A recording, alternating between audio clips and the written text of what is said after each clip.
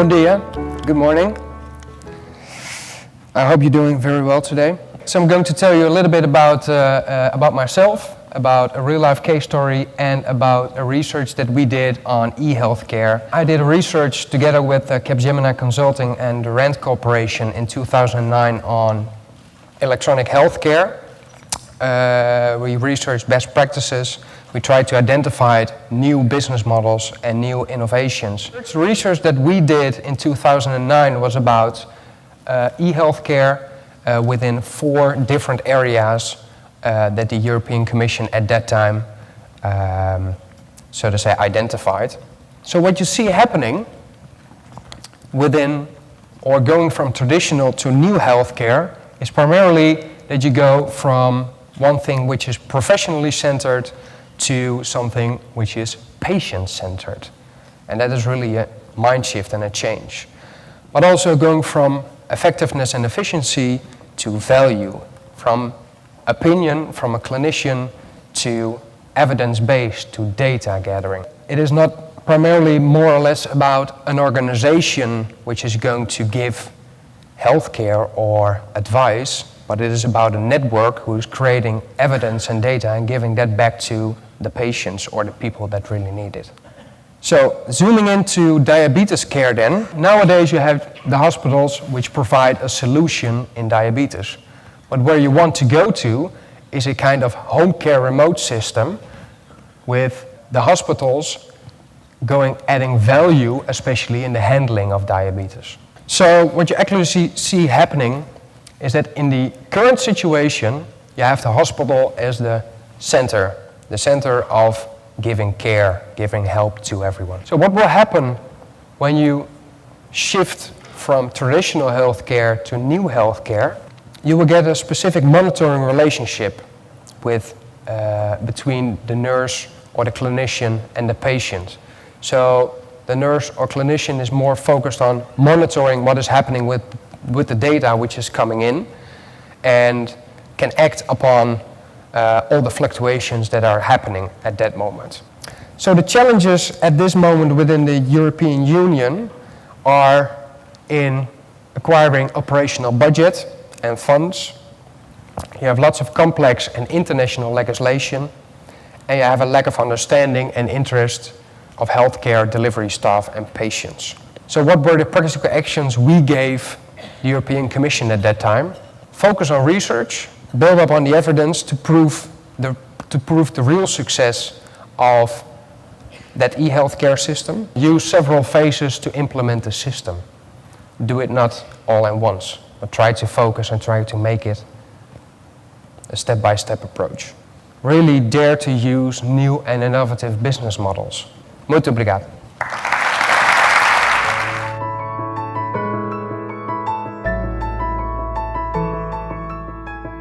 I have 2 jobs. One is I'm the director of eHealth and Health 2.0 at Hospital San Juan de Dios, which is it's the largest children's hospital in Spain. And I'm also responsible, the head of academics of an initiative called Moevio in BioCat, which is about bringing the biodesign program from Stanford to Barcelona. Okay? So my work works at the intersection of what I call HEIT, which is healthcare, innovation, technology, and entrepreneurship. And I'd like to share with you some of the things, and especially the project that we've been running for the last 3.5 years that we call the Liquid Hospital, right? Liquid Hospital is a word name. It stands from H from hospital and 2.0 from the 2.0 tools that were very famous when we started the project, right? And nowadays, we thought that the metaphor of liquid, which is something transparent, which is something that flows, which is something that goes to places, was a very, very nice metaphor to try to explain what we're trying to do, which is use technologies, what we call digital healthcare, to provide content and services outside of the building blocks of the hospital. Okay?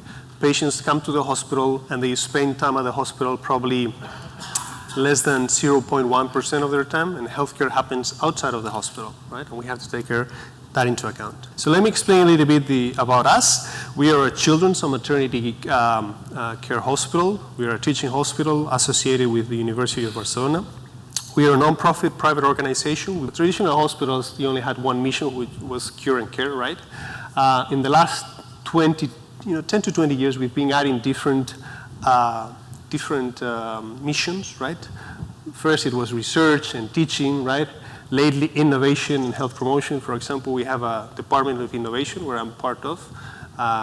We have more than 40 products in our pipeline, right? From life sciences, medical devices, organizational processes, etc. So that's important. Also, health promotion. Traditionally, this has been done by governments, but whenever a government says something, it doesn't have the same strength as a leading hospital saying the same thing. So there is something called reference about that. And then the way we treat care is still at the center, but the way we treat it is we are a proximity hospital, we are a reference hospital, but we also do a lot of online, virtual attention, right? And this is what I'm trying to explain to you a little bit today. What we are using the social media is to provide the families with content that is important for them. Individuals have to become the CEOs of their own health. We've been saying that for a lot of time, making people more co-responsible of their health, but this is not something just say it and then it's done. We have to make sure that we help them. And the way we do that is through information. We pass them information that is relevant to them, that is important, and we're expecting that they change their behaviors when they read our things, right? Third thing is special content. We go to the patient. We go to the services and we tell them, okay, patients get to you and they tell you that they're not going to follow your prescription because they've read something in the internet, right? They say yes, a lot, right? So, if you can tell them what to look at, what would you tell me to look at? Okay, so we get here documents, we get here web pages, we get here mobile applications, right? We get here online communities. We put them in here so they can access to that. So we prescribe links, information, etc. So we channel their interest through the things that we think that are important, right? We're also entering the mobile applications, the apps, right? This is one of the apps we have, iPediatric. It's in different languages. It's also in Portuguese, I believe. Online communities, we have 3+1, okay? We have one general, which we call Pharos. Pharos is our webpage for promoting healthy habits. That's what we do, and I'll be explaining that in a second. Whenever something we believe that is important, it has some structure, we create another webpage, and we call it guías, okay? So we have here Guía Metabólica and Guía Diabetes. So we do it in around diseases, around conditions, right? And then Aptic is a web page where we participate from a university, right? But mainly it is about rare diseases and chronic conditions, right? Even for adults. So this is a little bit of what we do. As you can see, we do too many things, but if there is one common thing is we use technologies to provide services and content that is good for the patients, all right? We can separate space and time. Patients can do things online.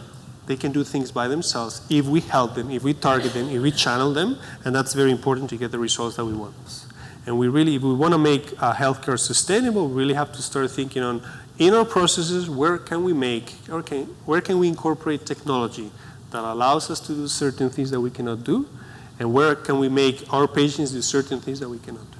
And this is the 5 next years are going to be about that. Okay? How can we incorporate the patient, which is the most underused resource in healthcare, and how can we incorporate machines? Whenever you are in times of disruption, such as now, because we are in terms of disruption, not because of the economic crisis, which we share difficulties with your country as well, but in terms of the technological changes that are happening, I always like to think in terms of other people who have gone through through similar things, right? And I think this guy, Martin Luther King, is a great example. And I'd like to finish my presentation with one idea he said. He said, I have a dream, okay?